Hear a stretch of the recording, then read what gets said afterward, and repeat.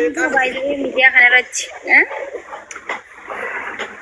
Wallahi dhugaa rabbi namni akkasitti kaameraa qabatee fuuldura namaa deeme akka waan nama gargaaru inti jedhu hundisaa yeroo gabaabaa keessatti miiliyoonera ta'a hundisaa hinoora.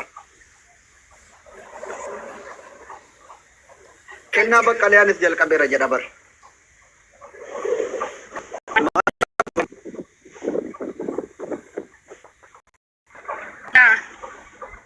Abduu Seyduu bakka ammaa fi rabbi si dhukkubsinaa shi ministee fayyaa.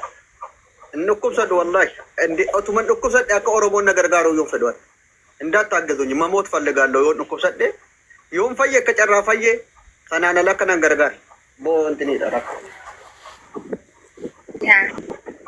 Aru waan qabse poostii warra analal yoo alal dhukkubsadhe baan qabeenya Oromoo tokko akkan akka deesun akka deemti turkiter geessu na yaalchisu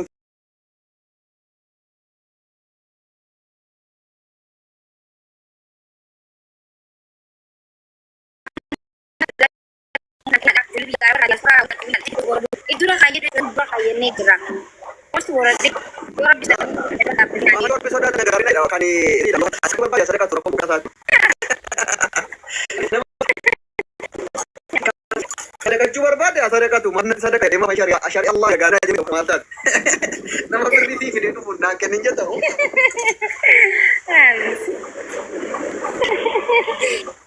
Rabbi lukusin nanti Bismillah ya. Wallahi addunyaa kanarraa wanti ulfaataan ija namaa dura dhaabbachuudha. Bataam kan fudhanii masxan inji ija namaa dura dhaabbatanii waa du'a halan jechuudha fuuldura namaa dhaabbatu. Hiyyeessa taate illee ta'u rabbi jedheetti birrii tokko naaf kennee na sadaqatu jedhu dura bar yoo inni jedhamta taate yoo itti gammachuu qabu fuuldura namaa dhaabbattee jechuudha. Wallahi laalli badama namni biyya keenyatti waa kadhatu rabbi jedhaa baay'een wanta nama rafiitiin dhawwanu maal jedhamu mamaki. Ini sih muka mali bijanani gaafa dhukkubsatte siif hin guuramne tokko je gaafa geemii taphachuudhaaf geemii qophooyte anu nyaata biifee dalagi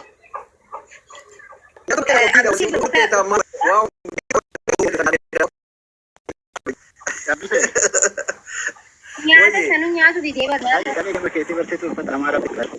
uffata amara godhateeti uffata walloo kamarri uffata amara walloo